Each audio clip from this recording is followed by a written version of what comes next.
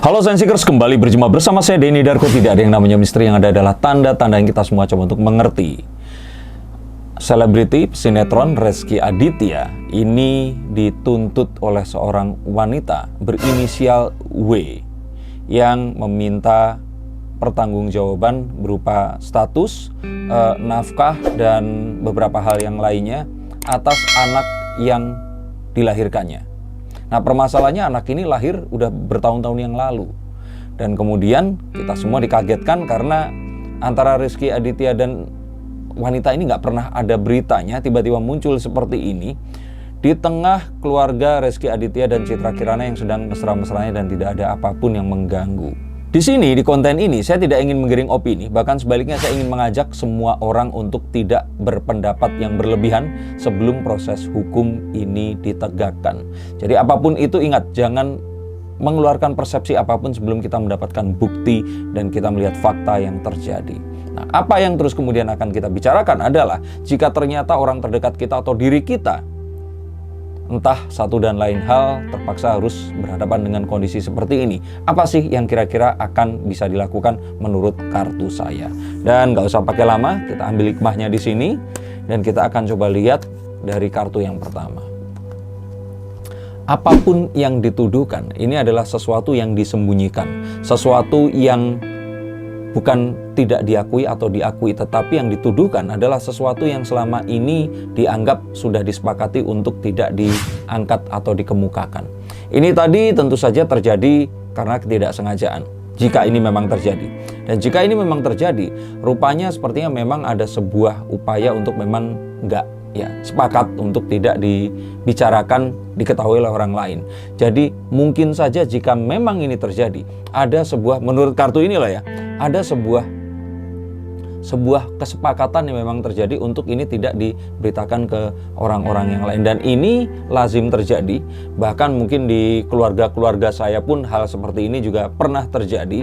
Apakah endingnya ini akan menikah atau tidak, memang terkadang ini adalah sesuatu yang menjadi kesepakatan untuk tidak diberitahukan. Dan jika memang ini terjadi, ini mirip seperti kalau misalkan ada orang menitipkan anaknya di panti asuhan atau mengadopsi seorang anak dan terus kemudian disembunyikan identitasnya. Ini adalah sebuah kesepakatan.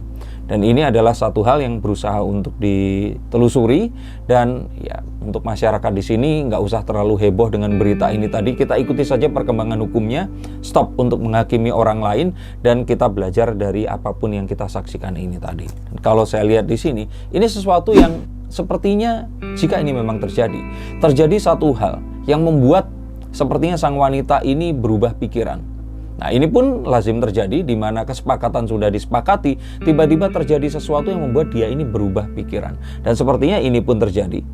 Setelah ini pikirannya berubah, maka dilakukan tindakan-tindakan yang saat ini dikemukakan.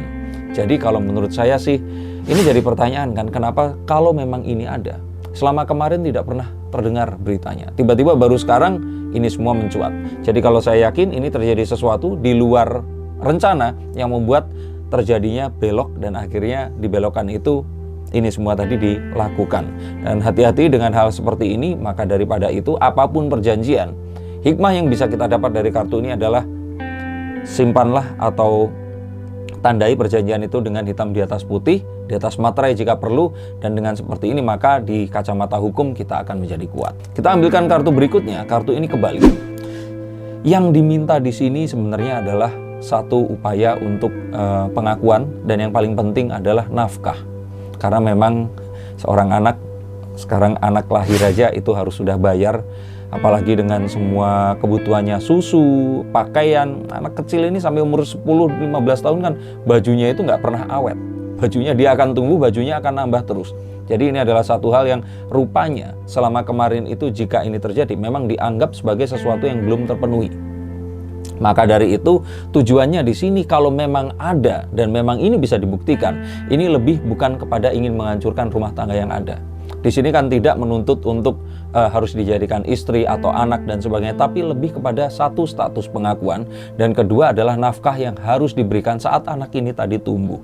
Dan rupanya mungkin saja di awal sudah terjadi kesepakatan, tapi terus di tengah-tengah terjadi perubahan yang mengharuskan untuk hal seperti ini diminta kembali. Dan kalau dilihat di sini ada sebuah upaya yang dilakukan, tapi rupanya ini tidak menemui titik temu. Jadi sepertinya sebelum somasi ini dilakukan terjadi pertemuan-pertemuan.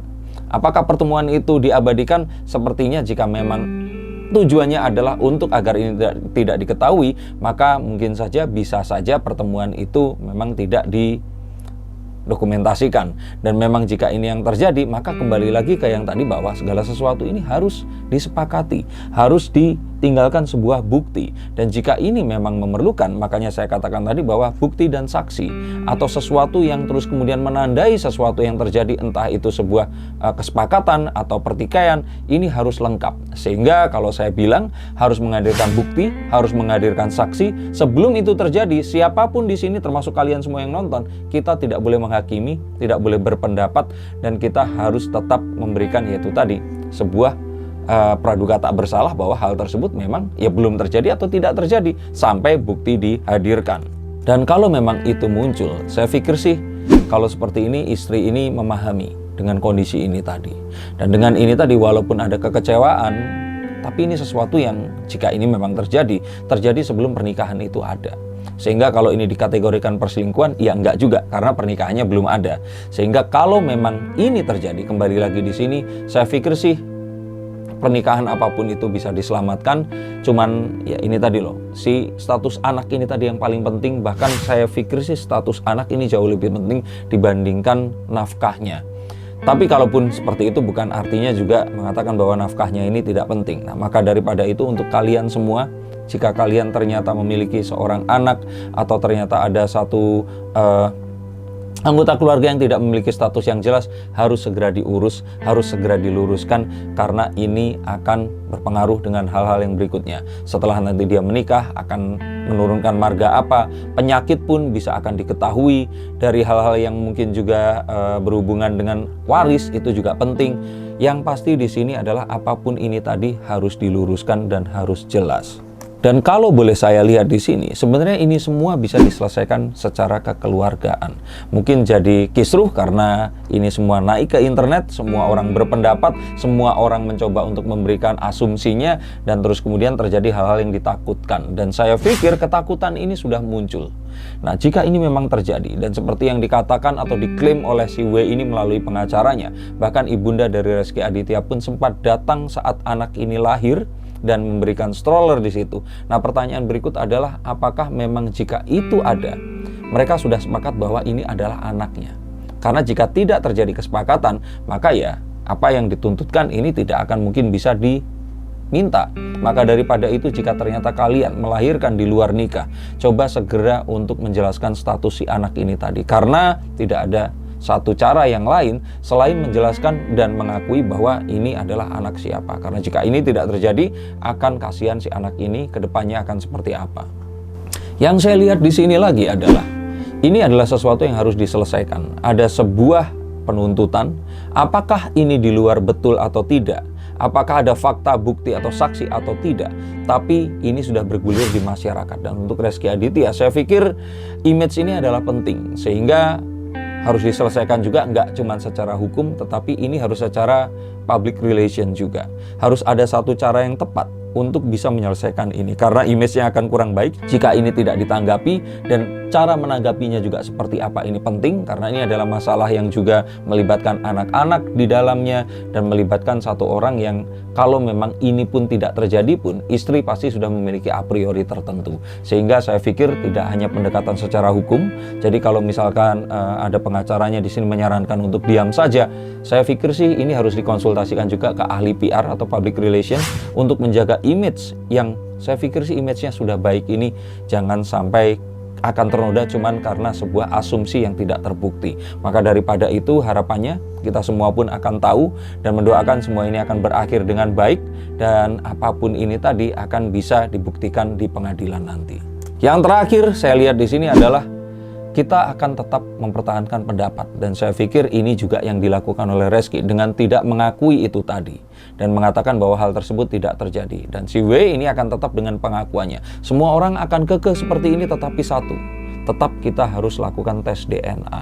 Dan dengan ini harapannya jika memang ini tidak terjadi, maka nama baik Reski Aditya dan keluarga akan bisa terlepas dari corengan ini. Dan jika memang ini terbukti, ya sebenarnya kan yang diminta cuma menafkahi dan status saja. Saya pikir sih apapun ini kembali lagi harus dipisahkan dari banyak orang yang akan ikut campur dan selesaikan ini secara kekeluargaan. Ini yang kira-kira bisa saya sarankan untuk kalian semua pun yang mengalami masalah serupa. Silahkan coba ditempuh cara-cara kartu saya ini tadi. Tidak ada maksud untuk menghakimi siapapun di sini, karena ingat, apapun yang terjadi jangan kita komentar atau memberikan pendapat yang berlebihan, karena apapun itu masih asumsi dan kita masih menunggu bukti. Terima kasih atas semua atensinya. Ingat, jika ada sesuatu yang kalian ingin tanyakan, silahkan hubungi nomor di bawah ini. Saya akan bukakan kartu seperti ini. Tapi sebelum itu terjadi, ingat jaga prokes, ingat tidak kemana-mana dengan COVID yang sedang meningkat ini. Jaga kesehatan kalian semua dan keluarga. Terima kasih, sampai jumpa dan salam.